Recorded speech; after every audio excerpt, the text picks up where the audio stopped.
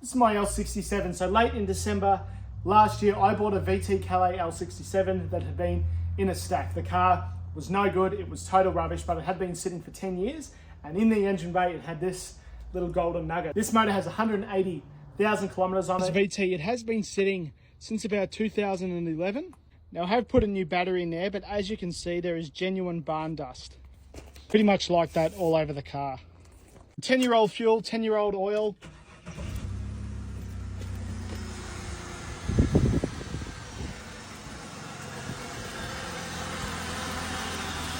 What an absolute weapon. But I actually drove it about 5 minutes and it ran perfectly. Since I pulled the motor out of the VT, I've stripped the whole thing back, but unfortunately I didn't have YouTube at the time. But I do have lots of TikToks about it, but that's the easy part, right? So if you're in Australia and you're into cars, you'll know this motor. It's an L67. It comes in the VS to the VY Commodore's Supercharged V6. If you're not in Australia, you might know it as an iteration of the Buick 3800. This is from the early 2000s, and over there they normally had it in front wheel drive cars, but over here in Australia we have it in rear wheel drive. My goal for this motor is not big power, it's not really anything like that. I just want to have a cool cruiser, and that is why I have not opened up the bottom end. So this is as far as I'm going, and I've got my heads back and I'm gonna start assembling it again soon. So far all I've done is clean it up and put some new things on it, new pulleys, new water pumps, new harmonic balancer, new engine mounts, new oil filter, and it's going to have a new alternator, and everything's going to be nice, new and clean. I've gone and got the heads rebuilt, so they're going to go on in a second. They're pretty much ready to go. Of course, new head bolts, new intake manifold bolts, lots of new bits. You might be thinking, why aren't you chasing big power? Well, big power is cool, don't get me wrong, but it's not really what I'm into. This also isn't a concourse motor, you know, I'm not spending tens of thousands of dollars on it, but it's sort of somewhere in between. I don't want it so clean that I can never drive the car and never enjoy it. Because I'm only going to be pushing stock power, maybe with a smaller pulley in the future, that is why I've not touched the bottom end. So now that I've talked about the motor for a little bit, let's actually do something. I've already cleaned the mating surface of the head gaskets. I'm not a mechanic, I am a carpenter. So I am probably going to make some mistakes here, but I'm going to document them and show you, see how easy it is to assemble an Ecotec in my shed. I don't think it's going to be too hard, and I'm really happy with how it's looking now, and when the heads go on, it's going to look nuts. So I've gone and spent some time cleaning up the mating surface of the block itself, and I've used brake clean and my air compressor tool to blow out the threads, and I've run a bolt along them so everything is all nice and clean. Now, one thing that is important when you're doing head gaskets on these cars is the little arrow there needs to point towards the front of the motor, and there's a little stamp there that says top. So if you have the arrow pointing there and the top, there you go on these little nubs. Now I have got a bag of brand new head bolts from Mace. I'm going to be using these. In the manual there is a tightening sequence, so we need to make sure that we do that, and we need to tighten it to 34 Newton meters. Before I get too excited, I've actually got to show you what we're dealing with here now. These are my heads. Now, don't they look absolutely fantastic? Now, I'm so excited with these. They've been dipped. I've had the surface skinned. All the intake and exhaust valves have been replaced. Everything's new, and these are going to look fantastic.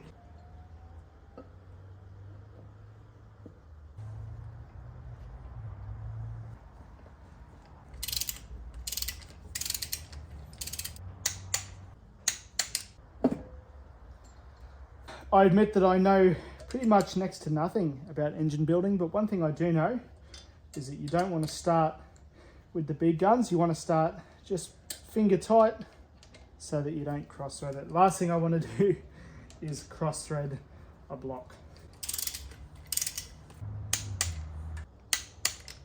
How good does that look? Actually looks like a real motor. Now, I am the first to admit I am an amateur here. I'm not really sure what I'm supposed to do with these heads prior to starting. Do I have to somehow prep them with oil? I'm not sure. So I'm going to make a TikTok in a second and ask the community about that. So now it's time to put on our intake manifold gaskets. So they just go down like that with these two little pegs facing down. Actually, my mistake, these go first.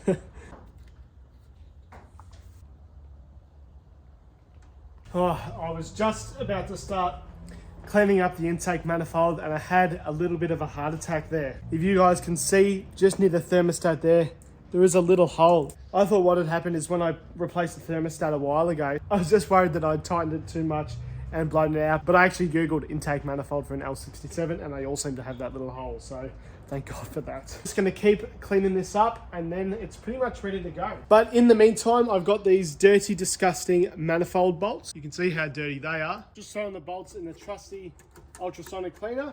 And we'll see how they come out. Just gonna cook them for 5 minutes or so. Okay, they're all done. Now this isn't gonna restore them to new or anything, but it's just a good way to get the majority of the gunk off. They're not perfect, but they're much better, and it took 2 seconds. So happy with that. Now that we're ready, we've got one last step. What we've got to do next is just put silicone just in these little bits here, where the block meets the head. Might be a bit tricky to see on camera, but what you just really want is for these two to become one, if that makes sense, with the silicone, without dropping any into the valley and without getting it all over your heads. So now we put the gaskets back on, hopefully for the final time. And we're also putting some just where we did before, but on the top of the gasket. Okay, it's not the most perfect install, but it is what it is. It'll do the trick. Might be a bit tricky to see on camera, but the joins are nice and complete. So now our next step is to just put it on. So now I just tighten them like this. Normally I would also be chasing the threads. Because the heads have actually been dipped, there's no need to, but in normal circumstances you absolutely would. Now if I go back to my favorite book, let's have a look. Intake manifold, 12 Newton meters. I've just got to head off for a few minutes and I'm just going to soak the push rods in some clean engine oil just while I'm gone. Probably isn't going to do anything, but can't hurt, can it? All right, next thing we're going to do is slide the push rods in. Good start.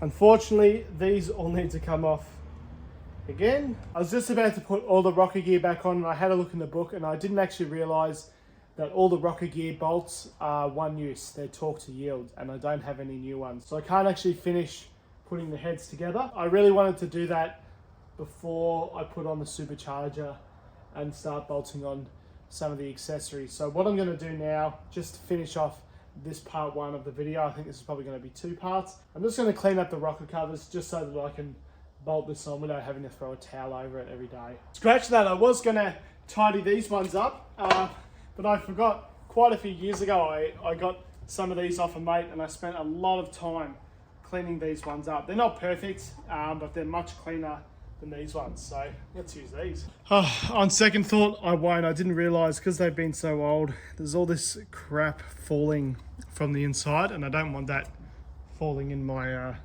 my engine. As you can see, they're a bit dirty, but in here they're not too bad. They're nowhere near as bad as the other ones, so that's the important thing. All right, that's good enough for now, I think. I'll just have to give them another go over once they're on the car. But the vast majority of the gunk is gone. And I do have new ones of these as well. You know, it's just all these little things. All these little 1%ers, they all add up, you know. That's where I'm going to leave this video. I think I've obviously still got quite a few things to do. I've got to get some new bolts for the rocker gear. I've still got to clean and service the supercharger. I've got to put on the alternator. I'm not going to put on the steering pump because we're going to use the existing one in the VS. But there are a few other accessories that I've still got to bolt on, like back lines and some clamps, and I can put on the throttle body and injectors, fuel rail, stuff like that. So that'll be going together in the next video. On second thought, I've realized I can just quickly bolt this on now that the heads are on. If you guys don't know, I actually didn't want to buy a new one of these, but I ruined this one by accident. I didn't realize that these were reverse thread and I used my gun on it and ruined the old one. So That's all right. Now we got a nice new shiny one. I really hope that you guys have enjoyed this series, and this is just the beginning. I'm obviously going to finish putting together this motor. I've got to service the auto, and then I've got to actually rip the running gear out of the VS wagon. So it's not going to be quick. It is going to be slow. I do still work full time. You know, this isn't my job or anything. It's currently about 11 o'clock on a Monday night. I just do this after work, but I am working pretty much every day. So I should be able to get it done. I'm also doing this kind of stuff on my VN, on my VT. So if you like this kind of videos, then please feel free to follow along, and if you like what I do here, subscribe to see more of this kind of stuff. I know it's not as interesting as maybe some of the 1,000 horsepower builds, but they're not really me. This is a reflection of my interest in cars. So hopefully you guys like that, and thank you for watching.